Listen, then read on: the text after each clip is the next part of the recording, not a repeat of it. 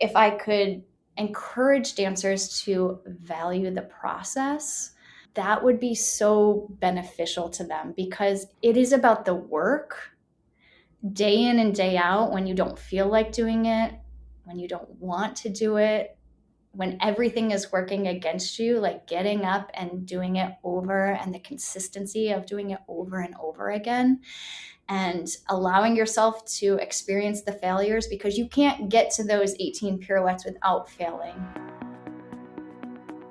I'm Caitlin, a former professional ballerina turned dance educator and career mentor, and this is the Brainy Ballerina Podcast. I am here for the aspiring professional ballerina who wants to learn what it really takes to build a smart and sustainable career in the dance industry. I'm peeling back the curtain of the professional dance world with open and honest conversations about the realities of becoming a professional dancer. Come along to gain the knowledge and inspiration you need to succeed in a dance career on your terms. Hello and welcome to the Brainy Ballerina Podcast. I'm your host, Caitlin Sloan, and I am joined today by Hayley Meier. Hayley is a performing artist, choreographer, and dance educator. She earned her BFA and MFA in dance from the University of Arizona and danced professionally with Rochester City Ballet and River North Dance Chicago. She is currently an assistant professor of dance at the University of Nevada, Las Vegas. Hayley, I always like to start by asking my guests, why did you take your very first dance class?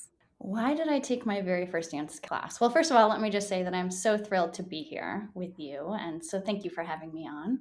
The reason that I took my very first dance class, I believe, is because my older sister first got into dance. So my Nana, she put my older sister into dance when she was about the age of 3. And I'm 3 years younger than my sister. So by the time I was born and I was at the age of 3, they were already involved in the whole world of dance. And so it just seemed like the natural trajectory to put me into classes. And it was probably easier to manage those schedules if we were both in the same activities. Yeah, the rest is history. Did your sister keep dancing too? She did. She danced all the way through high school. So we went to a competition studio. It's called Marilyn Schneider School of Dance in upstate New York. And it was a lot of fun because we got to do a lot of duets together. We were in a lot of groups together as well, even though there was a little bit of an age gap. We really had a close childhood because of that. And it's actually funny that I'm just remembering this now, but when I was younger and I first started dancing, I don't think I liked it very much. And you're young, you don't know what you don't know. I have a vague memory of my mom saying, okay, if this is not something that you want to continue doing, that's totally fine. But go and tell your teacher, Marilyn, at the time, that you don't want to dance anymore. And so I was, probably a young 6-year-old or something, and went up to my teacher and told her that I didn't want to dance. And I don't remember that exact conversation, but let's just say she didn't let me quit. And I'm very glad for that, because I probably right then and there would have quit, but she must have saw something in me. And yeah, I'm so thankful that she pushed me to continue on, even at that young age. Can you tell us more about what your training was like growing up? So, like I said, when I was 3, I went to a competition studio. We studied ballet, jazz, modern. It seemed like I was dancing pretty much every day. We did a lot of conventions and competitions, so that was a lot of fun. And about the time when I was 11, I decided to get a little bit more serious with my ballet training. And there was this school located in the city from where I grew up in Rochester called the Draper Center for Dance Education. I decided to go there for a summer, just to work on my technique, to see what that was like. For a time, I was going to 2 studios at once. I think I did that for about a year and a half. And eventually I started to shift more towards the ballet training because it just required more of my time. At first, I really had a love for jazz and tap. And it wasn't until I actually started training at this ballet school that I then developed my love for ballet. And so through those years, I slowly transitioned into the ballet training, and we did 6 days a week. I'm sure your training was very similar, right? 6 days a week. Yep. 4 to 5 hours a night, all ballet. Mm-hmm. We did study jazz and modern, but it was a lot less. I think we only did that 1 or 2 days a week. And then the rest of it was spent honing in on all of that technique of classical ballet and the artistry of that. Mm-hmm. It was intense. Yeah.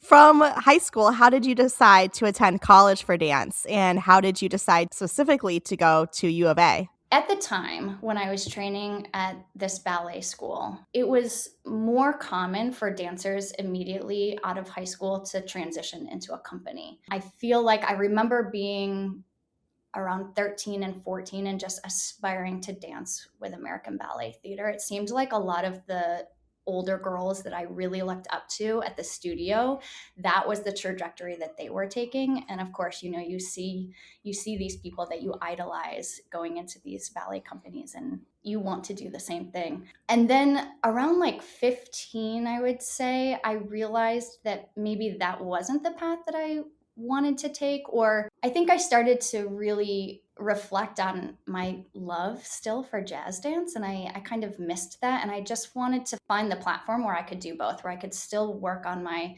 technical classical ballet, but then bring a little bit more of that modern and contemporary and jazz back into my life. We were considering me and my mom, we were considering our options, or my options for professional life, but then also like she was really pushing me to consider my options for college as well, which I'm so glad that she did. The reason that I discovered the University of Arizona was because Desiree Robbins, who at the time was working for Tremaine Dance Convention, her and my mom and the three of us, we had a close relationship. I really looked up to her as a mentor. And she had reached out to my mom and said, oh, you should consider the University of Arizona. They have this great program. I think that Hayley would do really well there. Take her out there.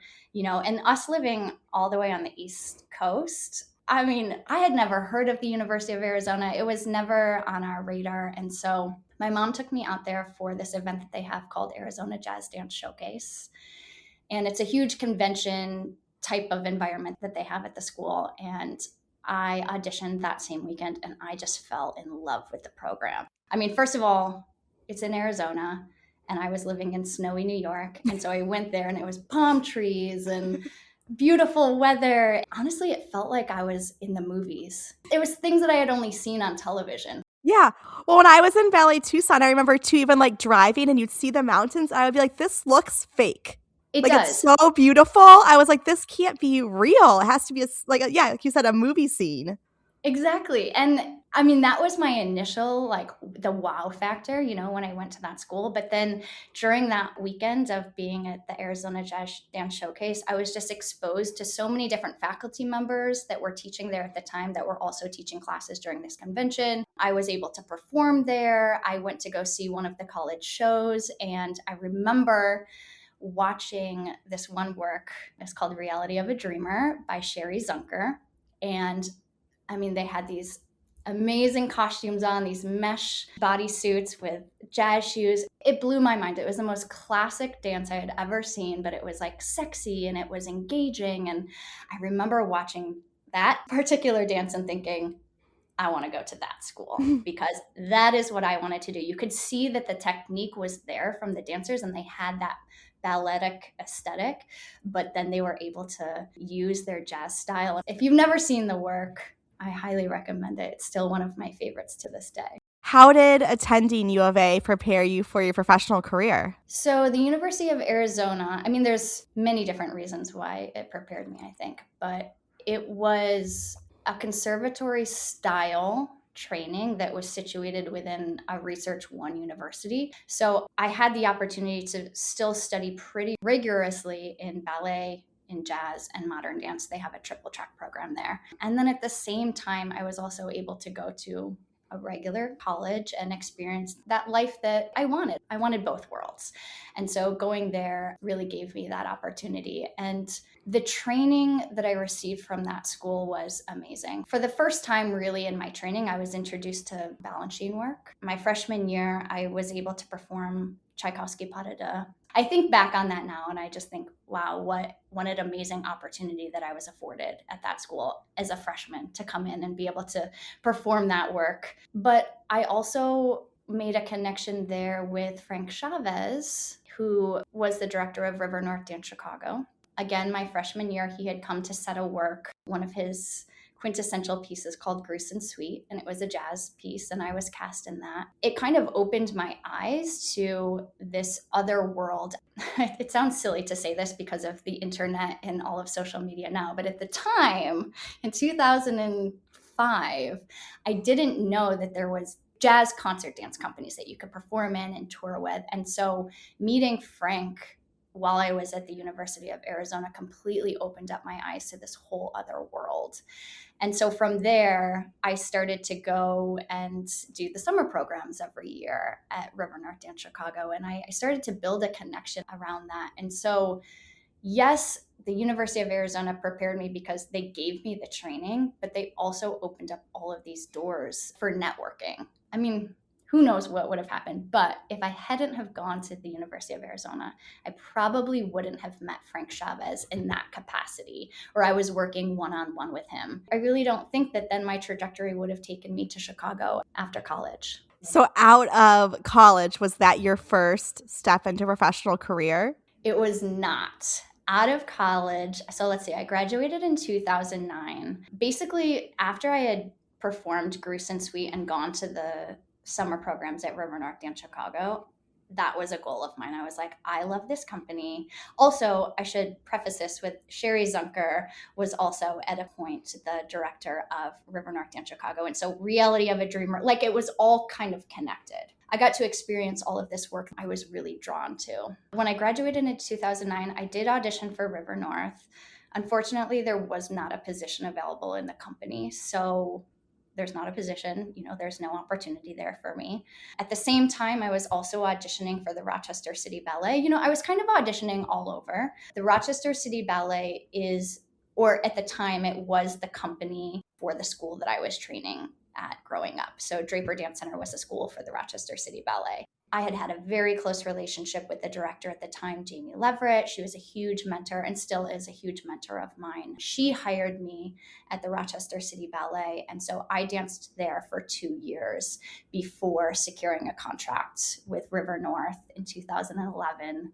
And then I moved to Chicago. So did you just keep in touch with Frank and keep auditioning, planted the seed when there's a spot, call me, or how did that go? Yeah, I think Frank knew that I was eager to get a job with the company. I was always going to the summer programs. I wasn't still going to the summer programs when I was dancing professionally, but I was still auditioning every year, yes. And my director, Jamie Leverett at the time at RCB, she was very supportive. I think because I had trained with her since I was 11, she wanted me for her company, but at the same time, she knew that I had other goals and wanted to put my foot and dabble in all different things. And so she was very supportive of me auditioning for River North. I kept in contact with Frank as much as one person would that's not an employee of theirs. I think that he knew that I wanted a job because every year I was there at the audition, whether it was a couple of years I did a private audition, which was very intimidating and hard,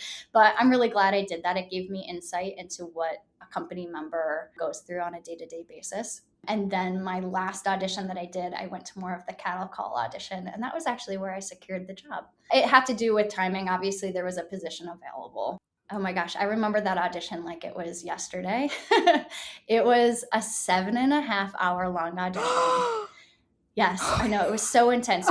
We started with a full ballet class, which was nice. And then we just kept learning rep. I don't remember all of the rep that we learned, but it was a varied repertoire. And then the last part of it, we had to learn a duet or a pas, contemporary pas of Frank's. And I remember being partnered with this guy, Tucker Knox, who was also auditioning. It was funny because we were partnering together, and I remember he had this major back injury, and so he had to do all these lifts, and I felt like, oh my gosh, I hope I'm not killing you as you're trying to lift me. But looking back on that, it's funny now because we both ended up securing a job. So the partnership worked out, and we joined the company at the same time. Was that a standard length audition for River North, or was that just a particularly long one?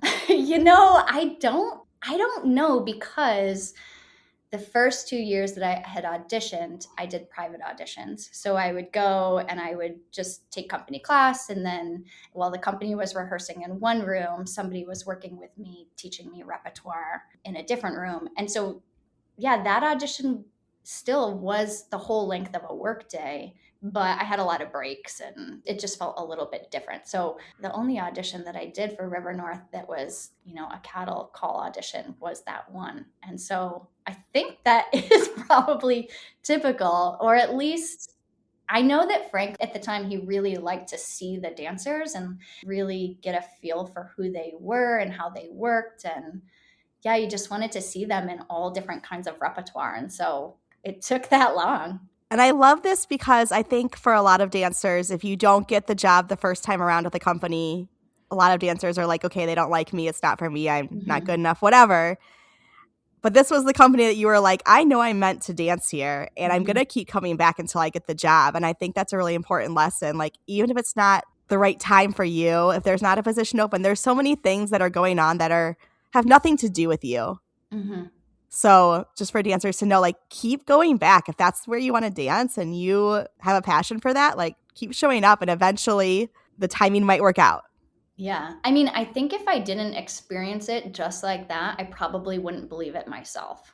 But having lived through that, yeah, it is so important. And I try to instill that in my dancers even now that I'm teaching here at UNLV. I always tell them, it took me 3 years to get into one of the companies that I had a goal of dancing for. It's not always that they don't want you or you're not the right fit. I truly believe this now because I experienced it and I lived through it, that timing plays such a huge part in securing a job, because especially for a nonprofit dance company, they don't have an endless supply of finances. I mean, I wish they all did. It would solve a lot of our problems, right, in the arts.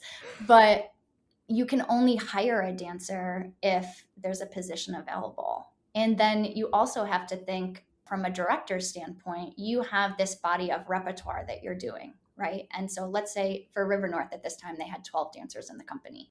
So when a dancer leaves, you need to then fill that position probably with a dancer that's going to fit into the costumes, that you're going to be able to place right into that person's spot for all of these different pieces of rep, because every year you're not doing brand new works, and so it has to make sense for the company as well. And so I think all of my stars just aligned in that year in 2011. It is funny because my contract, and it never works out this way, but I'll tell you this because I think it's fun.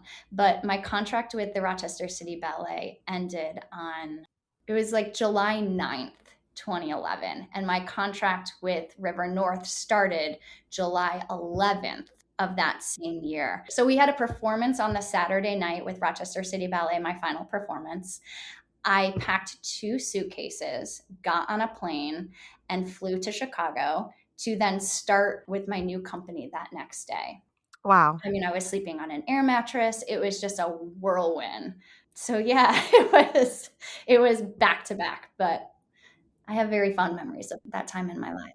When you were with River North, are there some choreographers or pieces of work that you got to dance that had a really big impact on you as an artist? Yes. Well, I'll first say this, that so many of the pieces of rep that we did at River North have influenced who I am today as an artist, an educator, a performer. A notable piece that stands out to me is one of the works that we did in 2015. This is how my brain works. Like, I work in years and semesters. So in spring of 2015, we had a guest artist come in, Yvonne Perez, and he set his work Flesh, which was going to be a US premiere for us. That was a work that I still hold near and dear. It was one of my most favorite pieces to perform, but more than just performing, it was a really great process that I was involved in. I was cast to do this duet, which I really, really wanted this duet, as everybody does, right? But I was cast as the duet, and I also got to perform it with one of my best friends, John Litzler. At the time, he was also dancing in the company with me. And we just had such a special bond, and it just felt so natural to dance together. And I felt like our collaboration in terms of partnering was not seamless because it was still obviously a very challenging work to do, but we just worked so well together. Yeah, I just have very, very fond memories of that time that we spent in rehearsals. And so I really enjoyed working in the process with Yvonne. And it was a contemporary work. And as I've noted, all of my training, or the majority of my training, was classical ballet. So this was a brand new way to work. I had to explore my body differently than any other piece that I had performed before. At least that's how it felt to me at the time. I remember Yvonne really talking about this idea of hip plie. As a ballet dancer, you're always taught, don't let your pelvis, don't spill water out the front, don't tuck in the back, just keep it neutral. And he kind of wanted me to get rid of that idea and just find this sort of like manipulation and this suppleness within my pelvis. And he would call it the hip plie. It really changed how I approached my technique and how I approached my artistry within that dance. And then it's something that I still carry on as a teacher, especially when I'm doing contemporary work. I try to have my dancers embody those same concepts because it was really life-changing for me. Do you have a favorite role that you performed? Oh my gosh. I think that's really hard to say. I have so many roles that I have enjoyed performing. Like, I can think of so many roles with River North. I loved performing in Frank Chavez Habaneras, Music of Cuba. When I was in college, I got to perform so many Balanchine works. Like, we performed The Four Temperaments, Concerto Barocco, Chaipa, as I mentioned earlier. My junior year of college, we performed Serenade. Serenade, I think, to me, I don't know if you've ever performed Serenade. I'm sure that you've seen it, but it's up here with one of my favorite ballets. It is just so aesthetically beautiful to watch. The music, it is so challenging. The length of it is so long, and the roles that I had within that were so challenging, but so rewarding. I feel like I was really well prepared in the rehearsal process, and overall it was just a really great experience, and I love that ballet so much. So I would say that, yeah, all of those pieces, they're all up there. Did you know the dance slipper has remained essentially unchanged for over 100 years? The rigors of dance have increased exponentially, and traditional dance slippers fail to meet the unique athletic needs of today's dancers. Designed and engineered by former Pacific Northwest Ballet principal dancer Seth Orza, who experienced firsthand the need for better, smarter equipment, Orza delivers the first ever patented shock-absorbing ballet shoes. The Orza Pro preserves the timeless aesthetic of traditional ballet slippers while incorporating sneaker technology to maximize performance, optimizing endurance, reducing fatigue, and increasing confidence. Trusted by leading dancers, schools, and teachers worldwide, including myself, Orza helps you feel your best so you can dance your best. Head to the link in the show notes and use code Brainy Ballerina for 10% off your order of Orza ballet slippers today. From River North, were you still with the company when it closed? I was, yes. So River North closed in October 3rd. See, I told you, I work in dates. October 3rd, 2015 was our last performance and also our last day of work. That was a really sad time for me and for everybody in the company and for Frank and everybody that was involved in River North. And I think, honestly, the whole city of Chicago felt for us because there were some dancers that were in the company. They had been dancing with the company for 12 plus years. We had just celebrated the 25th anniversary the year before, or maybe 2 years before, but around that time. And it was just such a shock to us, I think, when it folded, and none of us were prepared for it financially. None of us were prepared for it mentally, emotionally. It was a tough time. It was very sad. And I still think, like, oh my gosh, I wish River North would come back. I just think it was such a great company, and it fits so many dancers so well. As every company does, we really created such a small, special family together. Mm-hmm. So at that time, what did you do? Did you transition to another company or did you take a step back from dancing? Like, what was that next step? Yeah. Oh my gosh. Thinking back, I felt so lost at that time. I stayed in Chicago. It was the first time in my life that I was not dancing every day once the company folded. And that was a hard pill to swallow because I'm sure that you experienced similar things when you transitioned out of performing, but I felt like I lost a huge part of my identity. Mhm. And I just got the chills even when I said that. But yeah, I felt lost. And, I wasn't ready to leave Chicago because of so many reasons, but also it was mid season, it was October. I was putting the word out that I needed a job. And so I remember Laura Wade, who was a ballet mistress for us in River North. She knew that I had danced for the Rochester City Ballet and could dance on point. And she said, "Oh, there's this gentleman, Gordon Pierce Schmidt. He's looking for a ballet dancer to do this new ballet that he's constructing. It's going to be performed at the Harris Theater in November, and they're looking for another ballet dancer." And I remember laughing to myself thinking, oh my gosh, I haven't done point work in 5 years. It was Yeah. always my goal to keep up my point work, and then that I just didn't. Yeah. I remember thinking, okay, I need a job and I'm going to try this. So I reached out to Gordon, and I think I sent him a video from my time with Rochester City Ballet just to, show him what kind of a dancer I was. And he said, "Great, I'll send somebody tomorrow to come watch class. Can you take this open class? And can you take it on point?"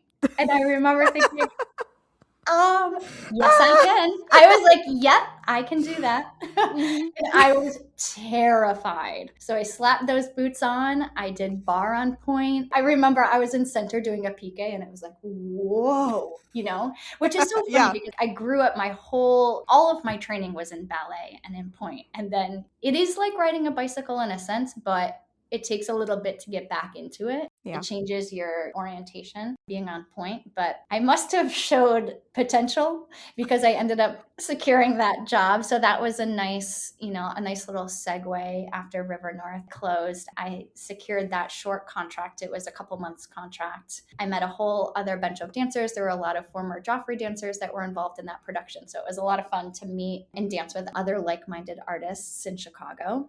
And then from there, I started just auditioning everywhere. I danced with the Lyric Opera in Chicago. I did a couple performances there, and that kind of carried me in through to the spring. Once my lease was up at my apartment, I was reflecting and thinking, okay, am I going to try to do another year here in Chicago, just doing this freelance work?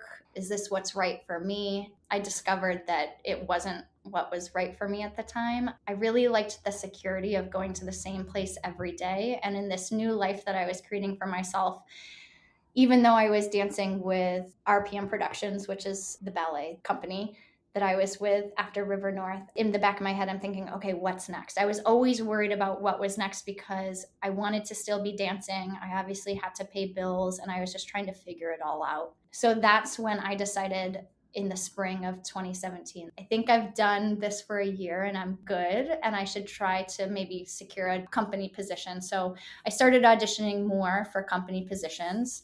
I didn't get anything. And that was also really a challenging time in my life because I was just thinking, is this when I retire? Like, is this the end for me? I didn't really know. And I felt, again, just super lost. And that's actually what kind of pulled me into grad school. It was deeper and there was more, interweaving, and it was more complicated than that. But yeah, that's ultimately what led me into going to grad school. Did you ever think that you would go back to school before this time?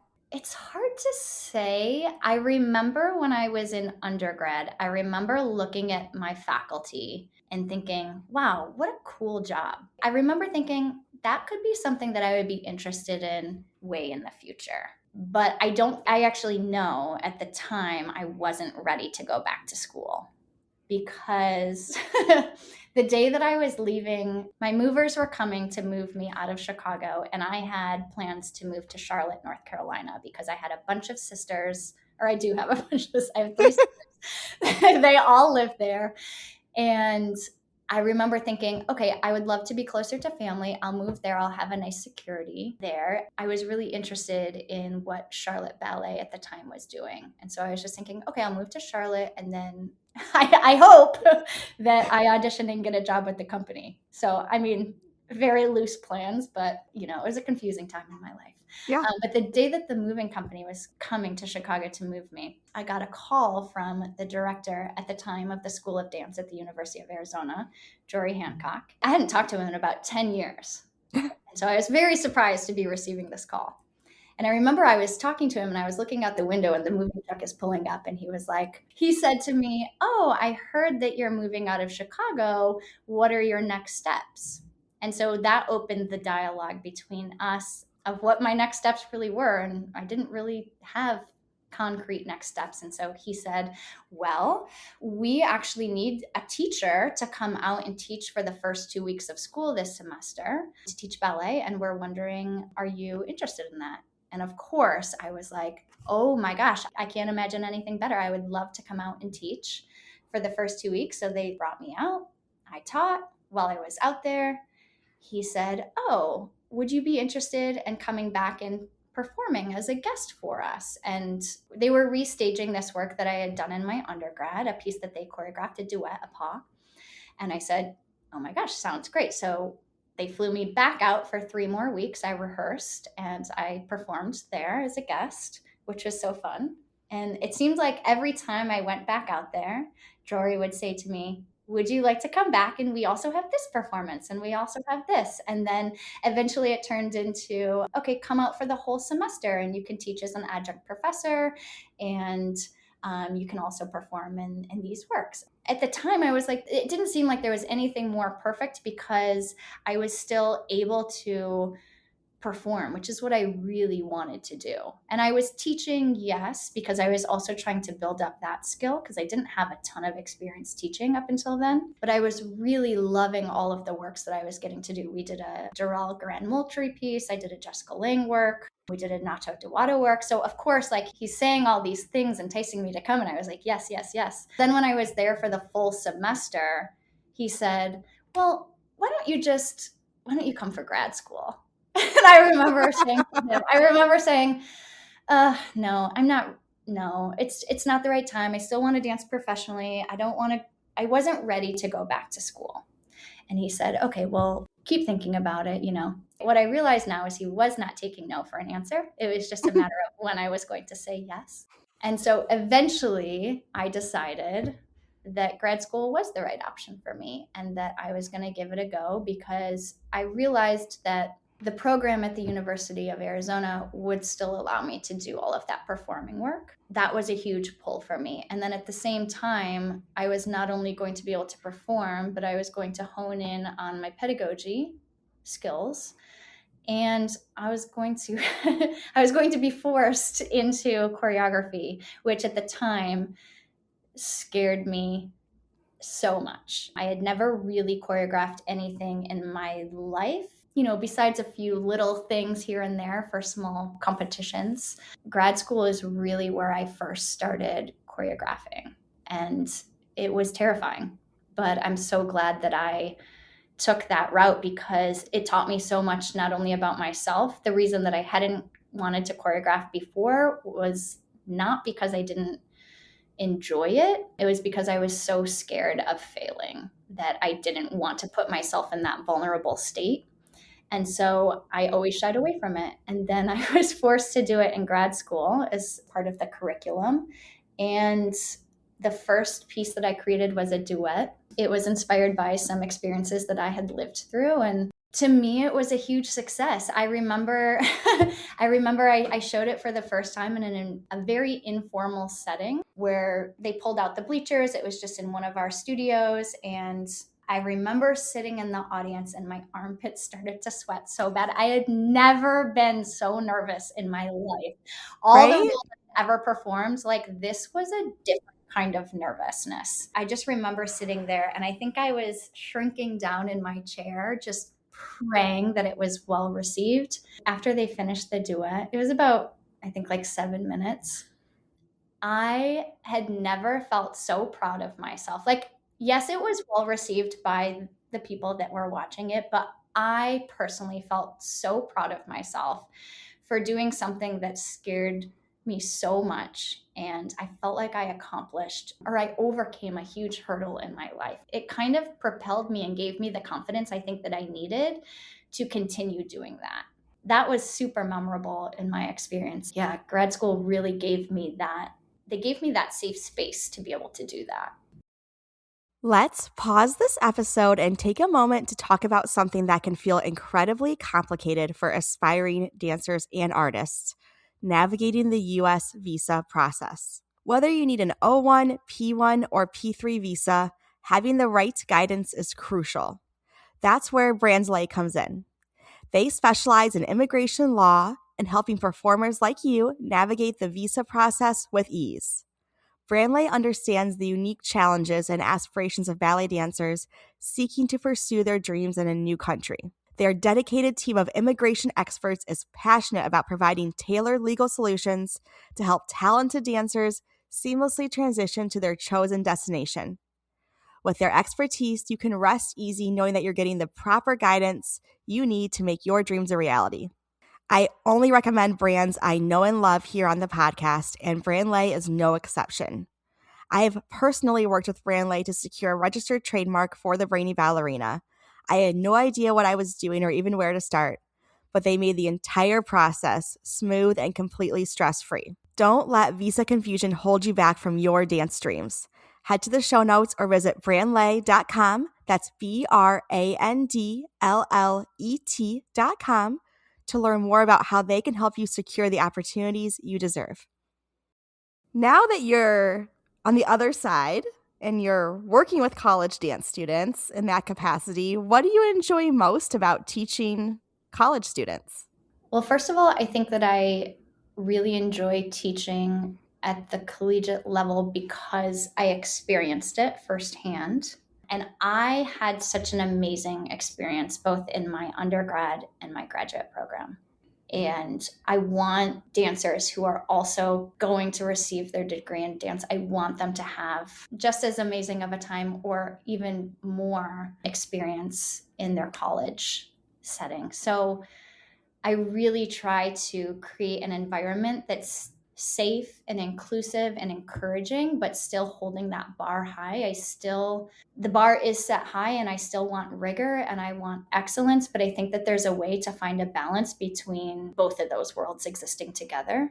Something that I really love about the college level is that the majority of the time, I'm not really teaching dancers how to dance from a beginning level. Sometimes I do, and I still enjoy that. But my true passion in teaching lies in the refinement of the technique and the artistry. So I love working with dancers to help take them to that next level of growth and maturity, really, to help them find those like light bulb moments that maybe finally click with them in a certain way, or trying to work with them with their limitations for their own body, because what works for me doesn't work for the dancer next to me and doesn't work for this dancer. And so trying to find and help them through, how can this work for me and how does it serve me? I really try to have dancers see that ballet can serve them. I teach ballet primarily here at UNLV, and my goal is for everybody to love to love ballet the way that I love ballet, or just find their own love for ballet, maybe is a better way to say it. Because I truly don't believe that you can only love ballet and it can only serve you as a dancer if you're going into a ballet focused profession or a ballet company or whatever that may be. There are so many different ways that ballet can serve everyone. And I love when students come into my class and they don't see that. And then when they leave my class after a couple of years and they understand how ballet serves them and how it works for them, and that you don't just have to love it if you're going into one of those ballet focused companies, that you can still love it and never dance in a ballet company in your life. That's what I really try to instill in my dancers. What do you think dance students, college dance students, really need most right now Is it different than what we needed when we both graduated in 2009 from Yeah. college? How have times changed, do you think, or do you think that the lessons are still really similar? Yes, of course, times have changed. And, we all lived through the pandemic, and we were fortunate that we did not live through our college experience during the pandemic, but so many students Mm-hmm. did. And I won't say that there's pros to the pandemic, but I think it allowed us to take a moment to reflect and see what dancers really do need. And one thing that I think you would probably agree with is that, like, the social media of dance has really exploded. The technology of dance has really exploded. We all know that. Mm-hmm. And what we see online right now is all of these finished products. So we see the dancer posting their variation with 18 pirouettes. I feel like dancers are literally doing 18 pirouettes these days. I don't Yeah, know how, but they are. I know. We see like all of these amazing things. We see all the end products, and we don't see the work that goes into getting to those end products. And so I think if I could encourage dancers to value the process, that would be so beneficial to them, because it is about the work day in and day out when you don't feel like doing it, when you don't want to do it, when everything is working against you, like getting up and doing it over, and the consistency of doing it over and over again, and allowing yourself to experience the failures, because you can't get to those 18 pirouettes without failing, right? And that's a poor example, but you know what I mean. Like, you have Mhm. to experience the highs and the lows. You have to be willing to experiment. And most of all, you need patience with yourself. And I think that because of social media, we just think that it should happen like that, right? That we Yeah. should work for a couple days and have X, Y, and Z, or we should work for a couple months and be able to do this, or we should work for a couple of years. And I think what we know and realize is that it is a whole lifetime journey of working in that capacity. Yeah, you really have to value and you have to love the process, because if you don't love the process, I'm not saying every day you have to love the process, but you have to find that value, because if you don't, I don't think it's sustainable, Mm-hmm. you know? Yeah. What else are you hoping to instill in your students beyond the technique? And I know you mentioned the excellence, the rigor, all those things, but what other skills do you hope they take away from your class outside of all of that? Well, I think just dancers in general acquire a lot of skills that you can use in everyday life. It doesn't matter if you decide to dance professionally, or if you decide to go into an arts organization, or you decide to change gears completely and go to medical school or become a lawyer, or whatever it is that you want to do. Dance teaches you, as we all know, it teaches you the discipline and the respect, and it gives you a work ethic. I've seen so many dancers, it doesn't matter what path they decide to go. They're all successful because they have this work ethic that I'm sure that it can be learned in other in other areas, but since I've only ever really danced, I can only speak to that. But yeah, I just think that it provides you so many great skills, life skills, that you can take into any area of interest. Yeah. Last question that I have for you. If you had to give aspiring pre professional dancers one piece of advice as they pursue their career, what would you tell them? I think it goes back to what I had mentioned earlier regarding the value of the process. And this is not my philosophy. This is something that was taught and shared with me, is you have to do the work. If you day in and day out do it, even when it's hard, even when you don't want to, you will eventually reach goals that you've set for yourself, and you'll probably go even beyond those goals, right? If you set a goal one day for one thing, getting into X, Y, and Z company, along the way you are going to tackle so many of those other small little goals that you maybe didn't even know were goals of yours. And what that's Mhm. going to do is it's going to keep building like this foundation. And the more small goals you can accomplish, the more you become confident in yourself and in your abilities, and you know that when things are hard, you can rise to the occasion. And if you got over something that happened last year that you thought that you were never going to succeed in, this new challenge that's in your life right now, like, you know that you can tackle it. It just helps to build your confidence. And I think that that's something that dancers really need to understand. I remember when I was in my 20s, people are always saying, like, oh, you need to be happy and you need to find what you love and you need to do all of these things. And it was like, yeah, I'm trying, but how do I like, what's the secret? I remember thinking, like, can somebody just tell me, like, how to accomplish all of this stuff, how to discover who I am? And I think in my 30s, I've really realized that it's those small little goals that you set for yourself. And I'm talking about, like, setting a goal of, I don't know, getting up 10 minutes earlier, or waking up exactly when your alarm goes off and not hitting snooze, or setting a goal of, I'm going to eat healthy today. I'm going to fuel my body with sustainable nutrients, and then doing that. Mm-hmm. For me, it's Pilates. I love Pilates. So I'm going to get up and I'm going to do a 30-minute Pilates workout before my day, and actually setting that goal and then accomplishing that. And I can't tell you, like, the more times throughout your day and throughout your weeks and your years that you can do that, the more confident you really become, because you're achieving all of this stuff, and it's helping to build your confidence, and it's helping to establish who you are as an individual, not just as an artist or a dancer, but just as a person.